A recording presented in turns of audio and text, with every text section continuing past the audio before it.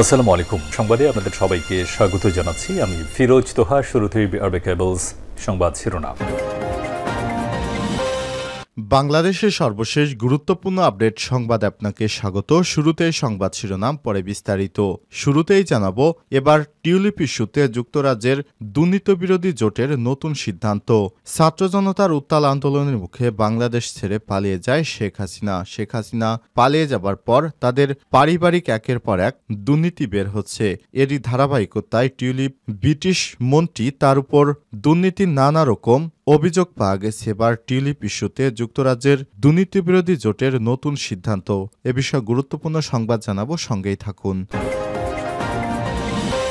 এবারে জানাবো, বাণিজ্য মেলায় যুবদলের দুই গ্রুপের সংঘর্ষ, প্রাণ গেল একজনের। চট্টগ্রামের মিরসরাই শিল্প বাণিজ্য মেলায় চাঁদাবাজিকে কেন্দ্র করে দুই গ্রুপের মধ্যে সংঘর্ষে মোহাম্মদ মুন্না 22 নামে এক যুবক নিহত হয়েছে। জানাবো, চলতি বছরের মাঝামাঝিতেই নির্বাচন চায় ফখরুল। চলতি বছরের মাঝামাঝিতে জাতীয় নির্বাচনের আয়োজনের আহ্বান জানিয়েছে বিএনপির মহাসচিব মির্জা ফখরুল। আর সংবাদ সম্মেলনে আহ্বান জানান বিএনপির মহাসচিব। এবারে জানাবো, যৌথ বাহিনীর অভিযানে আটকের পর সাবেক ছাত্রদল নেতার মৃত্যু। নোয়াখালী সোনাইমুড়িতে সেনাবাহিনীর অভিযানে আটক ছাত্রদল নেতাকে গণধোলাই দেয়া হয়েছে। এরপর হাসপাতালে তার মৃত্যু হয়। নিহত ব্যক্তির নাম আব্দুর রহমান 34। তিনি সোনাইমুড়ি উপজেলার সোনাপুর ইউনিয়নের হীরাপুর গ্রামের সাইদুল হকের ছেলে। ইউনিয়ন ছাত্রদলের সাবেক সাধারণ সম্পাদক ছিলেন। সেনাবাহিনীর সদস্যরা তার কাছে কার্তুজ ও কিরিচ পেয়েছে বলে অভিযোগ পাওয়া গেছে। এদিকে নওগাঁবার নির্বাচন, আওয়ামী লীগের দোসরদের ছাত্র জনতার হুঁশিয়ারি। নওগাঁ আদালতে আওয়ামী লীগের দোসরদের আইনজীবীদের অবাঞ্ছিত ঘোষণা করে লিফলেট বিতরণ করা হয়েছে। আজ আদালত চত্বরে এই লিফলেট বিতরণ করেন বৈষম্যবিরোধী ছাত্র জনতা। এবং সর্বশেষ জানাবো, পাকিস্তানের স্বর্ণের খনির সন্ধান। পাকিস্তানের পাঞ্জাব প্রদেশের সাবেক খনি ও খনিজ মন্ত্রী দাবি করেছেন আটকে 28 লক্ষ তোলা স্বর্ণের খনির সন্ধান পাওয়া গেছে, যার মূল্য 800 বিলিয়ন রুপি।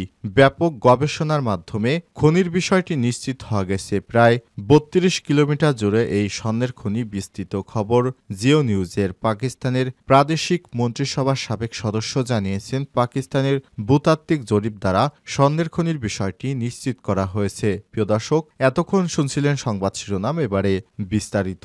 তবে তার আগে বন্ধুরা, অনুরোধ থাকবে সংবাদটিতে একটি লাইক দিন। এই চ্যানেলে আপনি নতুন হয়ে থাকলে আমাদের সংবাদটি দেখতে দেখতে চ্যানেলটি সাবস্ক্রাইব করে রাখুন। কমেন্ট করে আপনার মূল্যবান মতামত জানিয়ে দিন আপনি বিশ্বের কোন দেশ থেকে বা বাংলাদেশের কোন স্থান থেকে আমাদের সংবাদটি দেখছেন এবং শুনছেন। এবারে বিস্তারিত। এবার টিউলিপ ইস্যুতে যুক্তরাজ্যে দুর্নীতিবিরোধী জোটের নতুন সিদ্ধান্ত। ছাত্র জনতার উত্তাল আন্দোলনের মুখে বাংলাদেশে শেখ হাসিনা নেতৃত্বাধীন সরকারের পতনের পর থেকে আলোচনায় যুক্তরাজ্যের ক্ষমতাসীন লেবার পার্টির মন্ত্রী টিউলিপ সিদ্দিক। যুক্তরাজ্য এবং বাংলাদেশে একাধিক দুর্নীতির অভিযোগে পদত্যাগের চাপে রয়েছেন তিনি। তাকে দ্রুত মন্ত্রিসভা থেকে বরখাস্ত করতে ব্রিটিশ প্রধানমন্ত্রী কিয়ার স্টারমারকে চেপে ধরেছে বিরোধীরা ও সম্পদের তথ্য গোপন এবং অর্থ আত্মসাতের অভিযোগের মুখে চাপে থাকা টিউলিপ সিদ্দিকের মন্ত্রিত্ব থেকে সরে দাঁড়ানোর আহ্বান জানিয়েছে যুক্তরাজ্যের দুর্নীতি বিরোধী জোট ইউকে অ্যান্টি করাপশন কোয়ালিশন। মঙ্গলবার 14 জানুয়ারি সংবাদ মাধ্যম বিবিসির এক প্রতিবেদনে সব তথ্য জানানো হয়েছে। এসব অভিযোগের মধ্যেই টিউলিপের বিরুদ্ধে আর্থিক দুর্নীতির অভিযোগ উঠায় তার মন্ত্রিত্ব থেকে বরখাস্ত করার দাবি জানান ব্রিটেনের বিরোধী দলীয় নেতা কেমি ব্যাডেনোস। শনিবার টরি নেতা কেমি ব্যাডেনোস সামাজিক যোগাযোগ মাধ্যম টুইটারে এক পোস্টে বলেন, টিউলিপ সিদ্দিককে বরখাস্ত করার সময় এসে গেছে। তিনি আরও বলেন যে প্রধানমন্ত্রী কিয়ার স্টারমার তার ব্যক্তিগত বন্ধুকে দুর্নীতি বিরোধী মন্ত্রী হিসেবে নিয়োগ দিয়েছেন, আর তাতেই দুর্নীতির অভিযোগের মুখে পড়তে হয়েছে। 42 বছর বয়সী টিউলিপ সিদ্দিক বর্তমানে ব্রিটিশ অর্থ মন্ত্রণালয়ের অর্থ বিষয়ক মিনিস্টার ইকোনমিক সেক্রেটারি এ পদে দেশটির আর্থিক খাতে দুর্নীতি বন্ধের দায়িত্বে রয়েছেন তিনি। গত আগস্টের শুরুতে গণ অভ্যুত্থানের মুখে বাংলাদেশের ক্ষমতাচ্যুত প্রধানমন্ত্রী আওয়ামী লীগ সভাপতি শেখ হাসিনার বোন শেখ রেহানার মেয়ে হচ্ছেন টিউলিপ সিদ্দিকী। দুর্নীতিবিরোধী জোটটি এক বিবৃতি বিবৃতিতে জানিয়েছে ব্রিটিশ মানি লন্ডারিং নিয়ন্ত্রণ কাঠামো অর্থনৈতিক অপরাধ মোকাবেলায় দায়িত্বে থাকা টিউলিপের বিরুদ্ধে অর্থ আত্মসাতের অভিযোগ উঠেছে, যা তার কাজের সঙ্গে সাংঘর্ষিক। ফলে ব্রিটিশ সরকারের মন্ত্রী হিসেবে গুরুত্বপূর্ণ সিদ্ধান্ত নেয়ার মতো অবস্থানে তিনি আছেন কিনা বিষয়টি স্পষ্ট নয়। বিবৃতিতে আরও বলা হয়েছে, ট্রেজারি মন্ত্রী যুক্তরাজ্যের মানি লন্ডারিং নিয়ন্ত্রণের একটা অর্থনৈতিক অপরাধ মোকাবেলায় কাঠামোর দায়িত্বে রয়েছে, অথচ তার এমন একটি ক্ষমতাচ্যুত সরকারের সঙ্গে সরাসরি পারিবারিক সম্পর্ক রয়েছে, যা সেই কাঠামোর অধীনে তদন্ত করা যেতে পারে। বাণিজ্য মেলায় যুবদলের দুই গ্রুপের সংঘর্ষ, প্রাণ গেল একজনের। চট্টগ্রামের মিরসরাইয়ে শিল্প বাণিজ্য মেলায় যুবদলের দুই গ্রুপের সংঘর্ষে মোহাম্মদ মুন্না 22 নামে এক যুবক নিহত হয়েছেন। সোমবার 13 জানুয়ারি রাত 11টার দিকে মিরসরাই স্টেডিয়াম ও মিরসরাই বালিকা উচ্চ বিদ্যালয় সামনে দফায় দফায় সংঘর্ষের ঘটনা ঘটে। নিহত মুন্না মিরসরাইয়ের পৌরসভার উত্তর গোভানিয়া এলাকার আব্দুল মান্নানের ছেলে। এছাড়াও আহতদের মধ্যে রয়েছে আরাফাত 23, আসিফ 21, হাসান 21, সজীব 20, রাহাত 24, রাশেদ 22 ও হৃদয় 21-এর নাম জানা গেছে। পুলিশ ও আহতরা জানান, সোমবার রাত 9টার দিকে মিরসরাই স্টেডিয়ামে চলা শিল্প বাণিজ্য মেলায় পৌরসভা যুবদলের আহ্বায়ক কামরুল ইসলাম ও সদস্য সচিব জাহিদ হোসেনের অনুসারীদের মধ্যে কথা কাটাকাটি হয়।